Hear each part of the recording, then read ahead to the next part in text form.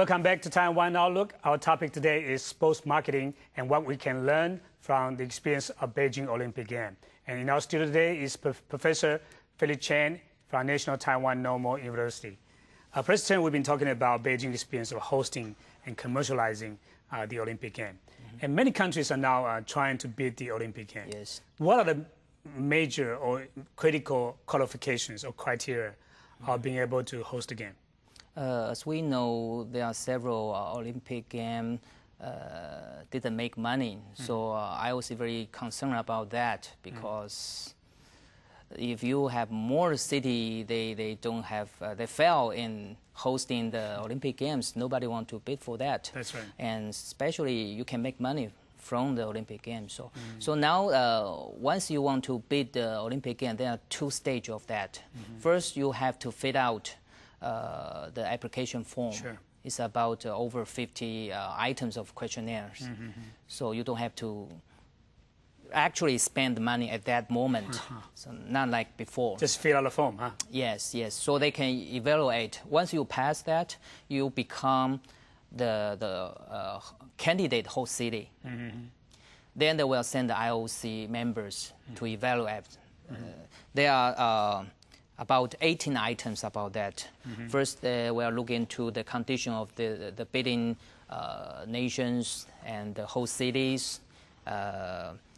Also the environment, the climate, and the medical care, and about the sports venue, and the experience of hosting the international sports event, and security, something like that. Okay. There's 18 items about that. Yes. But why are more and more countries competing for hosting the Olympic Games? Because once you host the Olympic Games, you can achieve the benefit about that.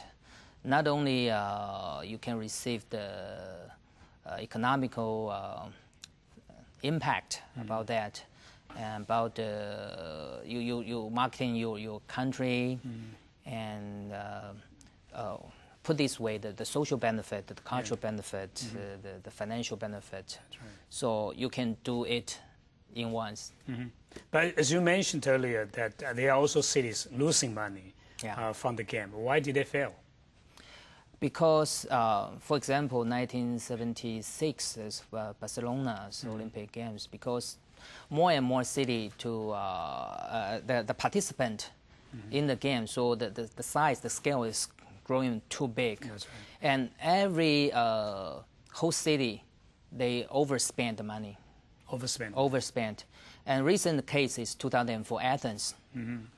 Actually, if you see their marketing revenue, it did make money. Yeah. But they spent too much on the security. I see. 3 times compared with the 2000 Sydney Olympic Games, because, you know, after the 9/11 terrorist attack. But these are hidden costs, right? Yes. Especially in the case of China, you know, these costs are consumed by the government, you know. Yeah. Especially, I give you one example. The first program of the opening ceremony, they used the 2008 soldiers to play. They practice. Yeah, that's free. So right. many of the costs that doesn't cost the China government. But when the International Olympic Committee decided which city will be able to host the game, what kind of process do they use? You know, voting or, you know? Yes. There's by voting. But as we know that countries or cities are also lobbying these Olympic committee members to get their votes, you know? Yeah. So Are there also politics involved in the process? Yeah, I think so. And there was a scandal before because they paid the money. So I was very concerned about that. So I think they have several policy already made to prevent the bribery or the other illegal lobbying about that. Yeah, but you know, due to Taiwan's very unique international situation, Taiwan has not been able to host many international sports events. But very fortunately, next year there will be 2 at least international sports events to be held in Taiwan. One is the Deaf Olympics in Taipei, and also the World Game in Kaohsiung. What do you see the possible revenues or profits from these two events? I think when I learned we're going to host these two international events, I'm so excited. But I'm also worried about the experience we have. We don't have this kind of experience in hosting the international mega sports event. For example, the World Games, over 100, almost 200 countries will visit Taiwan. So I can give you some example. The first is how many people aware of these two games going to host in Taipei and in Kaohsiung. For Beijing Olympic Games, 97% of people they support the Olympic game. What about in Taiwan? So I think that's explains the importance of sports marketing. Sports marketing is a communication. So you have to make the people, especially kind of commandment or involvement of all people. So one thing I'm worried about the attendance. How many people will go inside the sport and watch the game? And how about for the PDS going to broadcast the World Games? We don't have this kind of experience. We don't know the sport.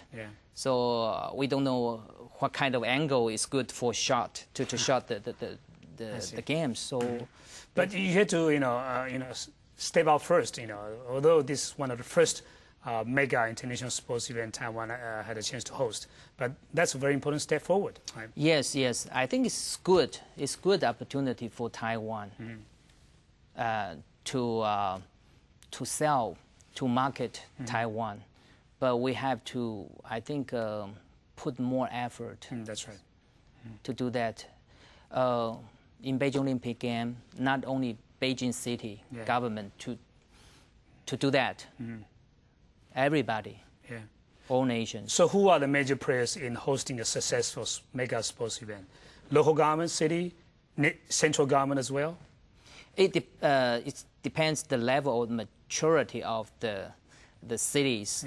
If you host the game in United States, no problem. LA, any city you can host the game.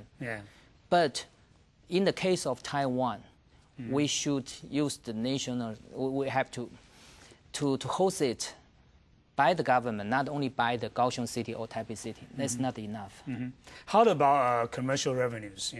And this event, of course, a very important international mega sports event, but the market seems to be very limited, right? Yeah, I think the commercial value comes from the TV rating. How many people they watch the games from the TV. In Taiwan or from the other countries. No TV rating, no money. No but in comparison with the Olympic game, how important is the World Game? Or how popular is the World Game? Actually, it's not popular. But doesn't mean a World Game cannot make money. Last World Game in Japan, they make money. How did they make it?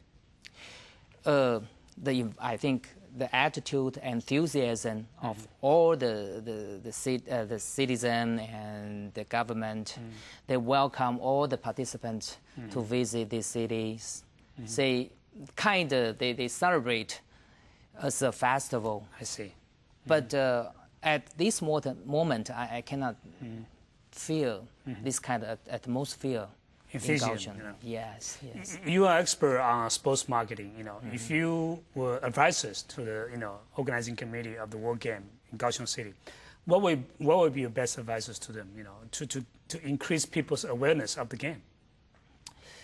Yeah, I think it's hard because there's only 1 year left. And maybe too late already. A little bit.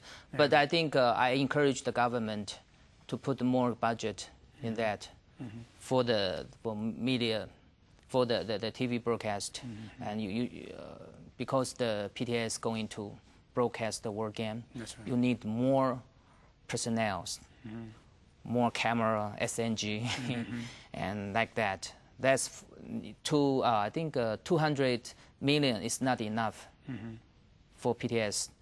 And another way, you have to do a lot of, the communication job. We communicate with the citizen and the people in Kaohsiung and in Taipei. So far, I only see 2 commercials.